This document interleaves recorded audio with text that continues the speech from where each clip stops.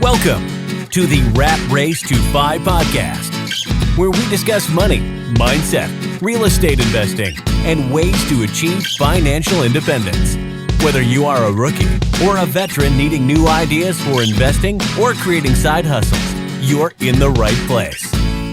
Here to challenge you to think out of the box, your hosts, Felipe Mejia and Diego Corzo. Hey, Diego, what's up, man? And everyone listening, welcome to the Rat Race to 5 podcast. Dude, today we have Aaron. He's an ex-firefighter, retired in a year and a half out of that job from 4 short-term rentals. He's going to talk about what market he's in, how he's doing it, how we met, and how he denied a loan from me or for me, because he's also in mortgage, man. So it's a good podcast today. No, yeah, and I get to ask him some creative questions, and you do too. And one you cannot do, one you can do if you get creative enough. So you guys definitely have to check it out. Yeah, it's a great podcast. Yeah, he denied my loan. We asked him great creative questions about how to get financing and all that. He talks about short-term rentals, and following his strategy can be good for anyone. So super excited. Now, before we bring Aaron in, though, today's podcast is sponsored by REI Call Center. REI Call Center is for wholesalers and realtors who need a professional cold caller to help them get daily hot leads. We have about 50 already taking full advantage. So come check it out, reicallcenter.com. Aaron, welcome to the Rat Race to 5 podcast, dude. I'm excited to have you here because you're actually one of my partners in a cabin. I met you at a networking event. Like, we'll get all into that. Diego, what's up, man? How are you? What up, Felipe? Back in Austin after a week in Jacksonville. That's right. This is recorded right after Thanksgiving. Speaking of, Aaron, how was your Thanksgiving, bro? Did you eat too much? Yeah, I ate a ton. Yeah, it was good. It was low key. My wife's family, Natalie, they're here in Nashville, which is where we live. So we spent the week with them. Did our big Thanksgiving last Saturday because her brother and sister-in-law were going to be out of town, and then just had a little kind of low key thing going on Thursday. So yeah, it was nice. Awesome. Cool. I love it. Diego, how was yours? I know Hispanics, we don't really have low key anything. So yeah, how was yours? I saw your whole weekend. Ours was good. We didn't have a low key weekend like you saw. But we had some great food. We had karaoke, some dancing. So it was always good. It's always a good time with my family. I love it. I love it. Your family is a hoot, man. I watch you guys on Instagram. If you guys don't follow Diego on Instagram, you definitely got to go follow him. Real Diego Corzo. It's hilarious. But we're not here to talk about Diego's dancing or his partying. We are moving on to Aaron because I know Diego will get really excited. If you haven't been to one of the Rat Race events, you got to come because Diego is a hoot after hours. Oh, man, it's something else. See, look, if you're watching the video on this, Diego just shook his head. Aaron, tell us a little bit about you, man. What do you do? Who are you? Why are you on the podcast? And then we'll dig into your past. Yeah, absolutely. So I am right now currently a mortgage lender. I was a firefighter of 8 years. Just left that job this summer. Started really investing about a year ago. We bought our first long-term rental last June, I think it was. And then from there, over the last year, we bought 4 short-term rentals. Some of them, like you mentioned, have been with partners such as yourself, and then some have just been my wife and I. So really grew and scaled over the last year. Quit the fire department job that I had. I'd been at that department for 5 years, but been in that industry total for 8 years. So ramped up. The mortgage business was going really well. I was looking for a way to transition out of the fire department into doing mortgages full time. Really was just so scared to leave, even once it picked up and I was making, I was matching what I was making at the fire department. I just couldn't pull the trigger. And so we started looking and saying, what do we need to do? Should we buy some more cabins? And we ended up settling on that strategy, bought some more short-term rentals, and then really was able to use that to transition out of that just stable salary job into a full-time commission role. So that's what I do. Mortgage lender, own some real estate, live here in Nashville, Tennessee. I love it. I love it. So I met you at a networking event, and we're going to get to that. That's where we'll start our story. But before we get to that, Aaron, who were you in high school and in college? Like, give us some juicy stories about that. Because if you don't, I'm going to dig in. Tell us what it was like. Were you a jock? Were you yeah, that's like what would you do? Question. Yeah, my wife Natalie still gives me a hard time about high school. We always joke about how we wouldn't have been friends. And I me and Diego too. Nice, I love it. Yeah, I don't know, man. I don't know who I was in high school. Does anybody? I played baseball my entire life, so I was on the varsity baseball team all through high school. I was also a skateboarder, had really long hair, played guitar. So it was just a part of a bunch of these different groups. And so that's where Natalie gives me a hard time because she sees the pictures of my long hair, my skateboarding days. I'm holding skateboards and riding around campus, and she's like, "We never would have been friends." And I said, "Babe, you were a softball player. I was a baseball player. We would have been on the same buses. We would have gotten close. We would have been friends." So, yeah, high school, man, I don't know. College, I was a prankster. I was a little bit of a prankster in high school too. You asked for a story, so I'll give you one. We used to crash weddings in college. So we one time found a kind of a high profile wedding that was going on in Nashville. It was a Major League Baseball player was getting married here in Nashville. My buddy and I think it was our sophomore year. We saw it in the news and we said, "Hey, we're going to go to that wedding." And so we did a ton of research. We probably spent the whole day one Saturday afternoon researching, looking for this wedding, found out where it was going to be, dressed up, invited a couple of friends, went to this wedding, and the whole wedding was Major League Baseball players, coaches, staff. And so we crashed this wedding. One of the best meals I think I've ever had. Got some pictures and and then went back to campus that night. So that's a little bit of who I was in college, was prankster, jokester. Always Are looking you serious? Yeah. That's awesome. Are you kidding me right now? I never knew that. That's hilarious. I got to see a picture of that. You got to send me a picture. Yeah, of that later. yeah. I'll dig one up, man. I'll find one for you. That's epic. What's funny is I actually know Aaron's wife. She is beautiful. So yeah, no, Aaron, I don't think you guys would have been friends in high school and college, bro. I'm gonna have to side with your wife. Sorry about that. Yeah. Cool. Okay, so high school, college. Okay, did you grow up rich and had a ton of money to invest in real estate? That's how it happened, right? And then it was super easy for you to transition out of college to real estate, right? You grew up like the Trumps. That was it, man. Yep. That's how I got here today. Podcast done. That's it. Oh, That's it. Yeah. No. Tell us how you transitioned into real estate. So you were a firefighter. Actually, I want to hear that story. Why firefighter after college? What happened there? And all that. Are you saving little old ladies and cats, or what's going on? Yeah. I don't really remember how I got into it. I think going into college, I started as a songwriting major, came here to Nashville for music. Everybody comes here for music. And pretty quickly figured out that's not what I wanted to do for a career. And so from then I transitioned into entrepreneurship as my major. Like a lot of high school kids, had a landscaping business growing up, did a lot of very entrepreneurial type things. But man, just really didn't know, right? I had no idea. Had some friends back home that had some family in the fire service. And I remember talking to one of them right out of high school.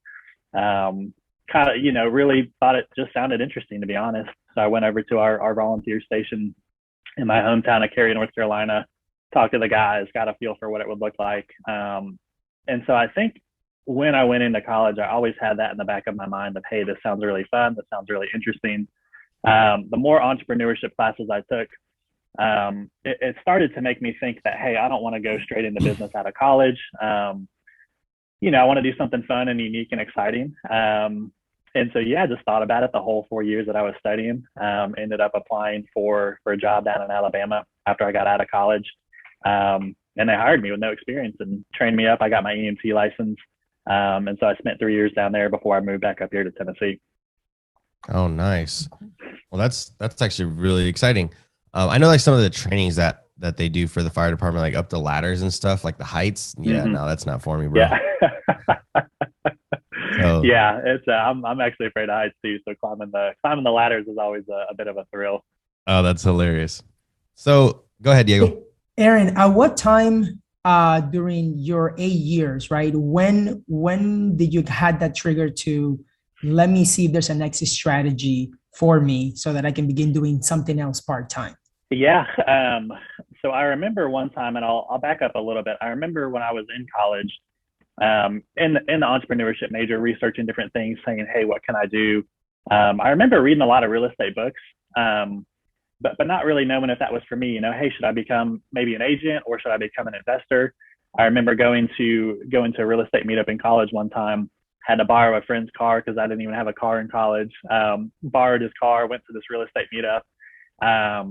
And so I think that's kind of always been in the back of my mind as well. And I remember one day sitting at the fire station, I'd probably been there for a year or two, And really wasn't having a great time. I was in a place that I didn't have a lot of friends. I had moved to a new city, knew I wasn't going to be down there long term.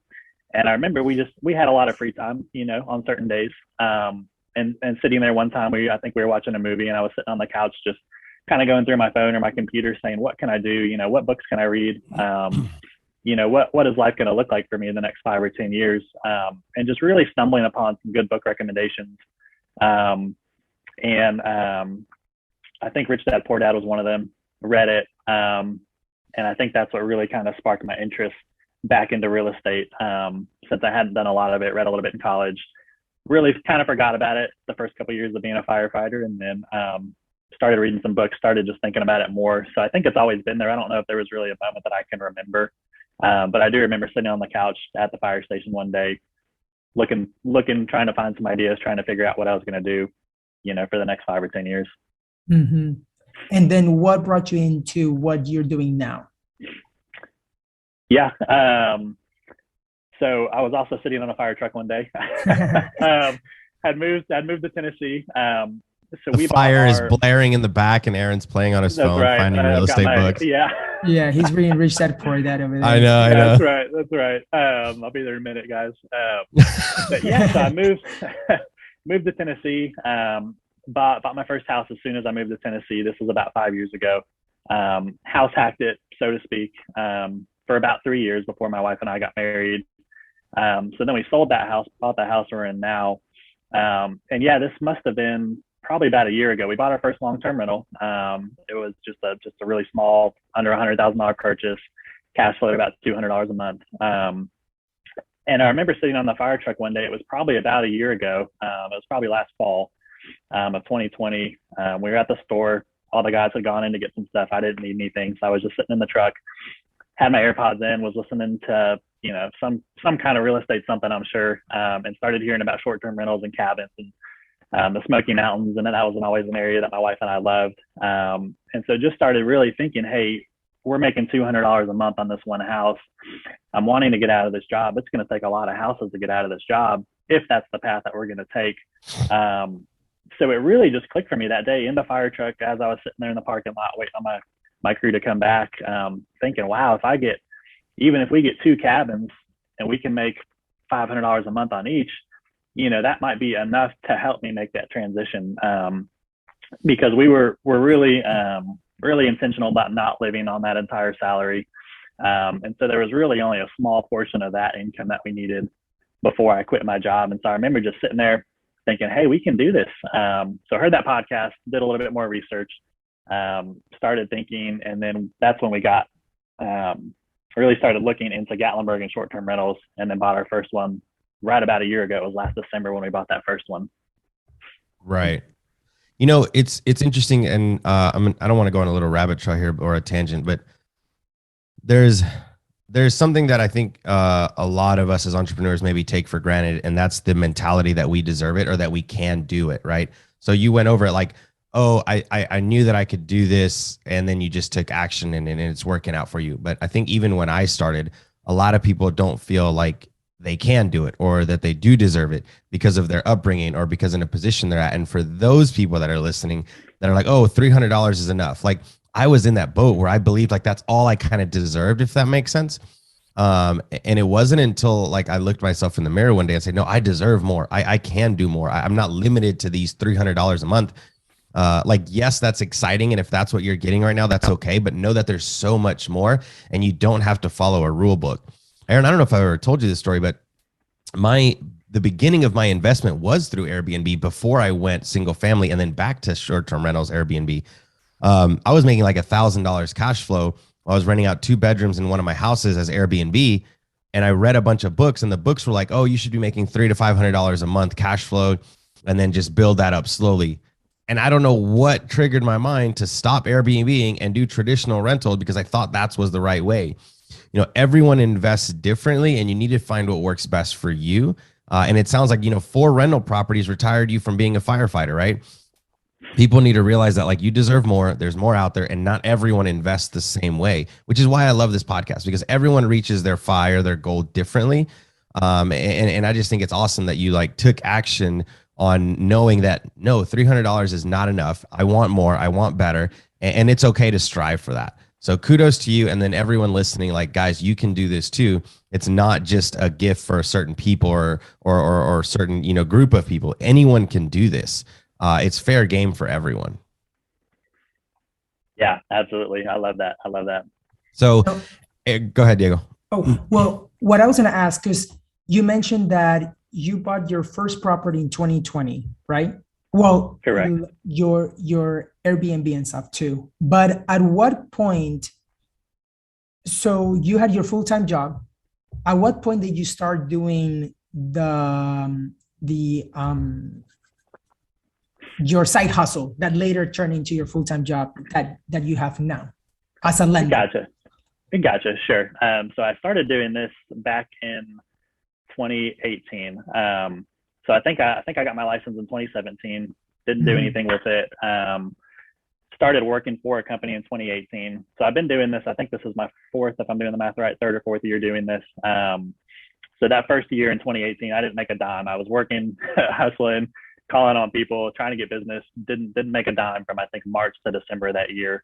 So in 2019, I switched companies, got some really good mentorship. And so I tell people I really started in 2019 because that's when my business really started to take off. So, I don't want to discount that because that did help us get to our rentals. That was a big part of, just working all the time, waking up in the mornings before I go on shift. Every free minute at the station I could, I was working that job. I was working at nights. A lot of times the contracts were coming in and I didn't have time to do them during the day if we had training or a lot of calls. Spent a lot of time, really hustling and building that income. And we just took all of that and poured as much of it into the rentals as we could. So yeah, I think this is like I said, my third or fourth full year of doing this. Perfect. And that's exactly what I wanted, not what I wanted you to say, but that's where I was going, right? It's like you had your side hustle. The first year may not have been that good. Then by your second year, you're able to save instead of making all this money and be like, you know what, let's go on vacation. Let's do this, let's do that. Because now we have all this extra cash. Let's put it to work, right? And that's one of the things that you should have your job, have a side hustle that can later turn into your full-time thing, but invest for passive income. Totally. Absolutely. It's interesting too, Diego. Funny story. And then we can go past to how me and Aaron met, and then we'll get into the rest of the cabins and all that. But Aaron, when I first met him, actually denied me for a loan. I knew I was going to say this, Diego. I applied for a loan, and it wasn't even a large loan. I can't remember.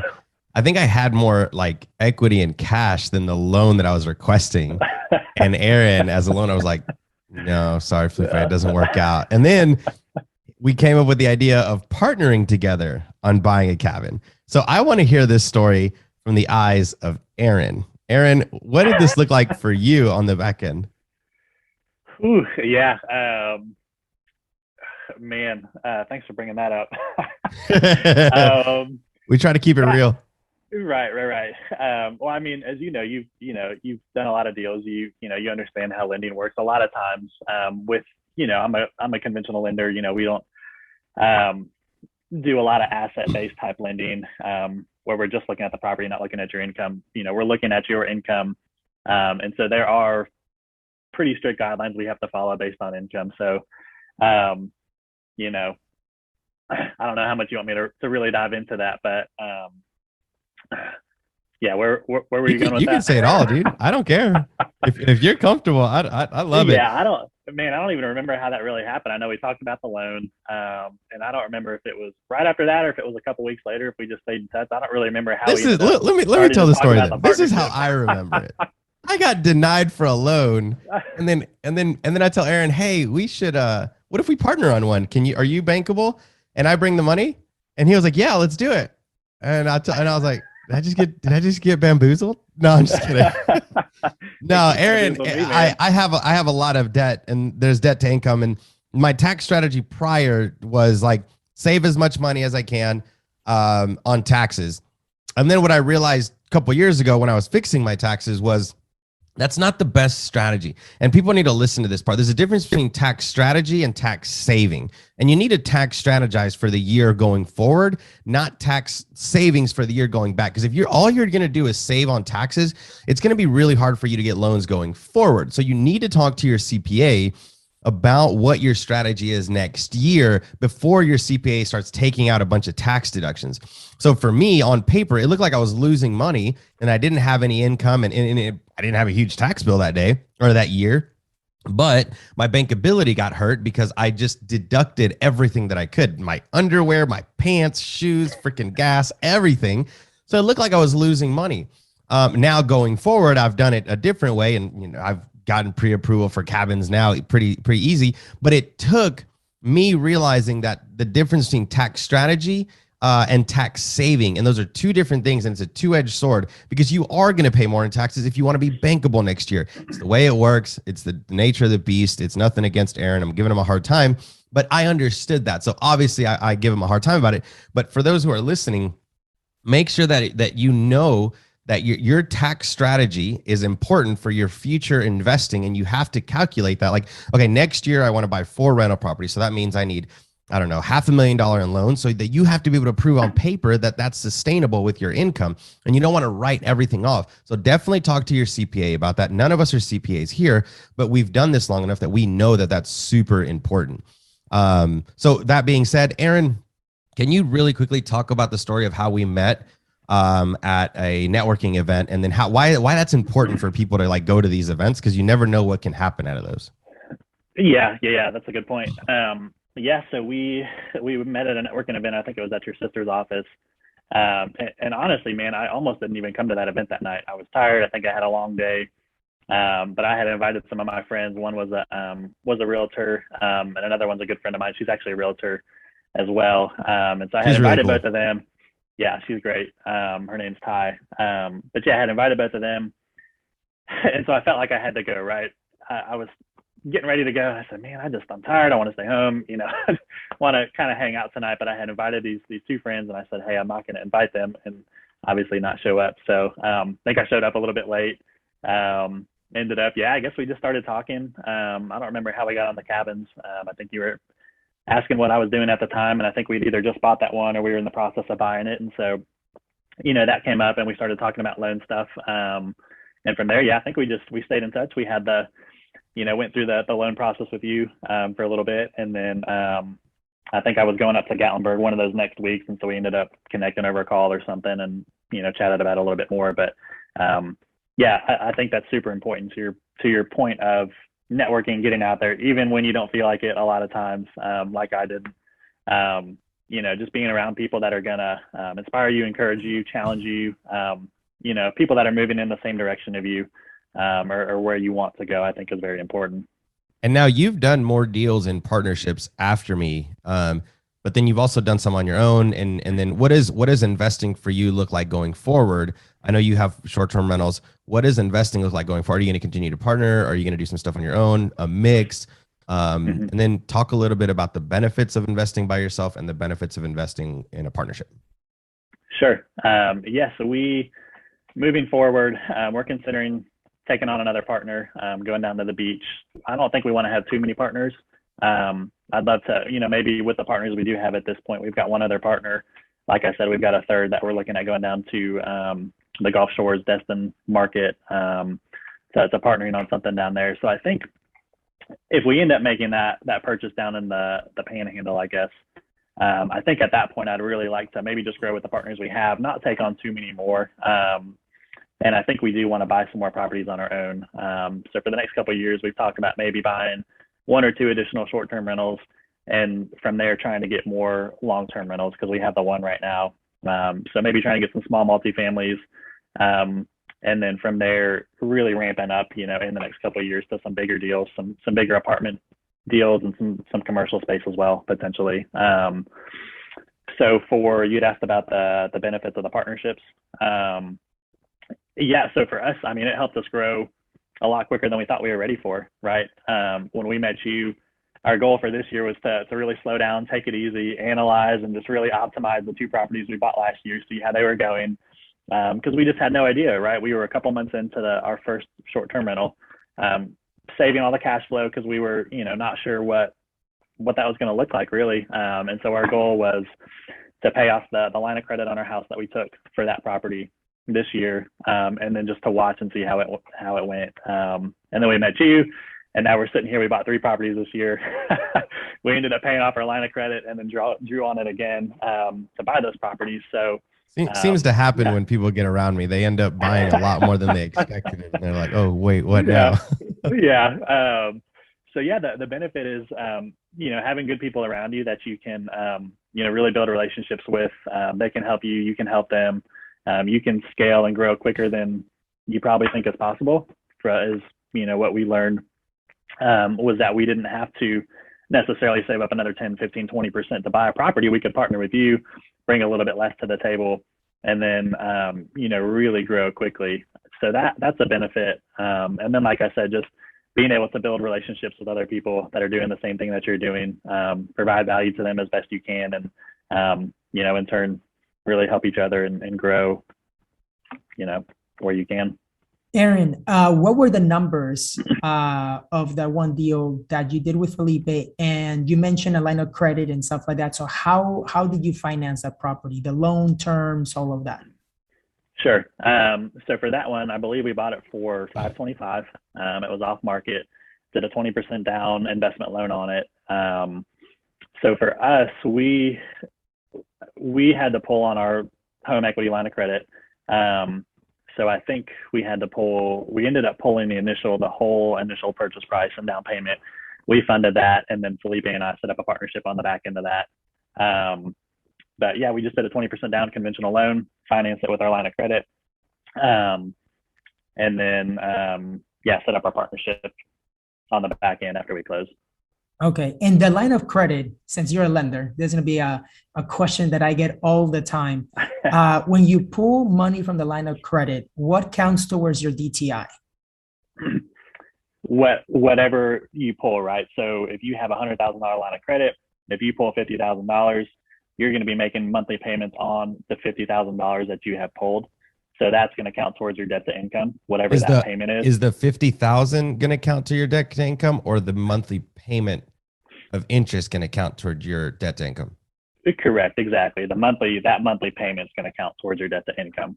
Mm-hmm. So if you have $100,000, So if you have $100,000 sitting there and you don't draw on any of it, it's like a credit card that has no balance, and so you don't have any payments on that. None of that's going to count towards your debt to income, which is a really cool part of having a line of credit like that. So, and just to clarify, so let's say that I do have 100,000 and then I pull 50 and then I have a car loan for 20,000, right? Is it going to, when you pull my credit, is it going to show that I have $70,000 in debt? Yes, it'll show your balances as well as your monthly payments on those balances. Correct. Okay.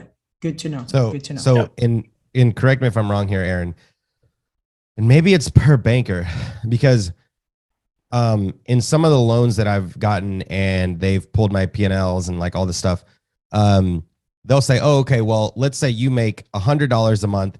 Your line of credit payment is $10 a month.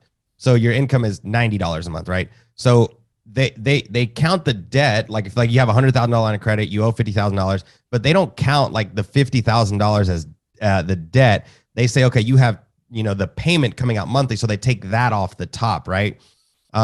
Whereas in like a cash out refinance, you take out $100,000, they're counting $100,000 towards your debt. Is that right? Like, even though with the line of credit, you have access to 100,000, if you take out 50,000, they're only going to attach 50,000 of that towards your debt, right? That's what you're saying? Correct. Exactly. Okay, good. Exactly. Yep. So anything that's on that credit line that's unused is not going to count towards it. Just like if you had 3 credit cards, they all had a $10,000 credit limit on it, but you don't have any sort of balance on those credit cards, you're not going to have any payment going against your income on your debt to income for those credit cards. It's the same thing for the line of credit. So you as a lender, and as an investor, you were able to take 125,000, right? Or like 105, whatever that 20% was of the 525. You were able to take that cash from your line of credit and the lender, being you, was able to say that is okay, you can borrow from the equity of your house, add towards your debt to income, right? So did your debt to income ratio need to work as you were borrowing that 125? Because now you have the house payment and you have the line of credit payment. Yep, exactly. So we then had to qualify with that new payment on top of the new payment for the new mortgage. So yes, it did add to our line of, it did add to our debt to income. But at the time, I was working 2 jobs. We had some other rental income coming in, so it still worked at that point. Okay. And does line of credit, sorry, I'm asking a lot of questions because this is like, this is great. Does the line of credit, but when you're buying an investment property, you also need like 6 months in reserves, right? So correct. Does access to line of credit count as reserves? No, it does not count. You can't pull on that for reserves. You got to have, reserves in your accounts that you're not going to be pulling loans on for reserves. Okay. That's good to know. So this way, an investor can take out their down payment from their line of credit, but still have cash available in their bank account. Correct. Yep. Okay. I love it. Great strategies. It's all about getting creative without like crossing that like illegal line, which is why we ask the questions, right? Asking for a friend. But it is about getting creative. And I personally think that the line of credit, and Aaron, you can tell me if I'm wrong, but I think the line of credit does give you a little bit more flexibility with how you want to use the funds, when you want to use the funds. And it's a way to shield your debt to income, because if you don't draw from it, you have access to it, but it doesn't count against your debt to income. And I think that's the sexiest thing you can have in real estate, is access to money without it counting against your debt to income. Creative question again. I don't think asking for a friend. Aaron is like, wait, is this an intervention? I'm gonna start charging. Turning the record off here. This is great. Well, my mind just thinks of different things, right? It's value. So let's say that I do have 100,000 as a line of credit. You said that I need cash in the bank account, right? But let's say that I want to have 10,000 in reserves in my bank account. Can I take out 10,000 from the line of credit in January, put it in my bank account, let it season, so that when you ask me to qualify for a loan and you tell me, hey, I need 60 days, I need 2 months worth of bank statements, I give you February and March or April, that 10,000 is already in the bank account. So you're not going to ask me, where did you get that money? Then I can use that whatever's left to buy the property. Is that creative without being illegal? So you could, so most of the time we're only going to ask for the 2 months of bank statements. The underwriters always reserve the right to go back farther than that. If they suspect, or if they have any questions about where that money came from, they could always go back and say, hey, we need January's as well. And then when they get January's, they'll see that the HELOC draw went into that account. Typically, they're not going to ask that. So you're right. Yeah, most of the time, you're only going to have to season money for 60 days before you can use it. But just be aware that they may ask you where that came from. And again, you don't want to lie about where that came from. Yeah, but that can be a strategy that can work. Technically. Okay. Cool. So this goes for anybody that's been using lines of credit and you have this opportunity. Just make sure that the timing needs to be super right. It's a cat and mouse game. That's what it is. I play cat and mouse with my lenders all the time. It's about where can I be strategic. I play cat and mouse all the time. I'm not even gonna lie. Money, it's a game. Like at the end of the day, being an investor, it's a chess game of money. Yeah, it is. Yeah, and we all know that. And as long as you stay legal and you do things the right way, you read, what it says you can and cannot do, you should be good. And here's the best thing to do. Honestly, I've learned that this is really good strategy. Just go talk to your lender. Most of the time, they want to help you. Oh yeah. Most of the time they're in the business to like, okay, let's figure this out together and build those relationships. This is one thing that I tell everyone that's listening and my mentees. Don't just call your lender when you need money. Me and Aaron go out to eat once a month. We try to get together. Me and my banker at Pinnacle, we try to get together once a month, right? I take him out to lunch and dinner.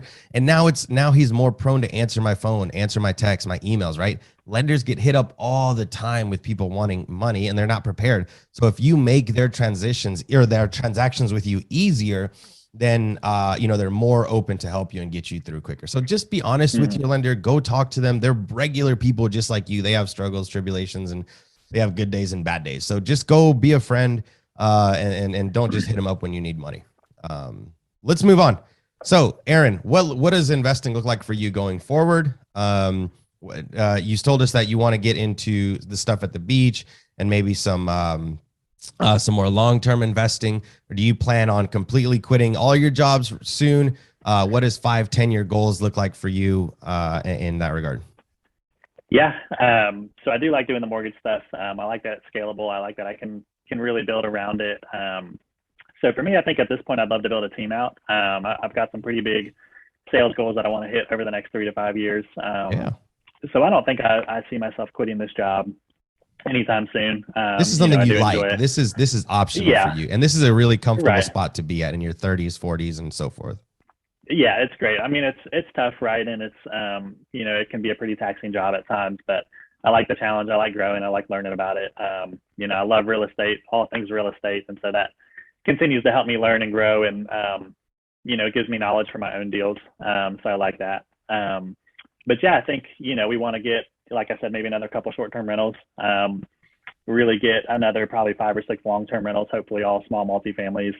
And then once we get there, really start looking at bigger deals, maybe partner on some apartment buildings. I'd love to get a commercial space. We've talked about having some kind of commercial strip that I can have an office in.